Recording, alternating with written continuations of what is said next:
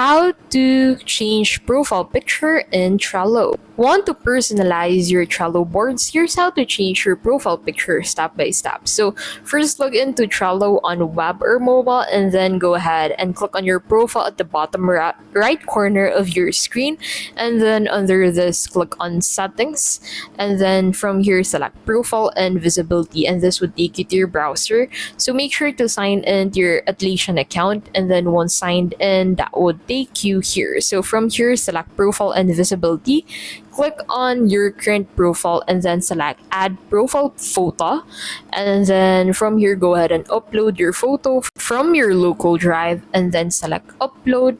And then once you've changed your profile picture, from here you can go ahead and view the new profile picture on your Trello board. And that is how to change profile picture in Trello.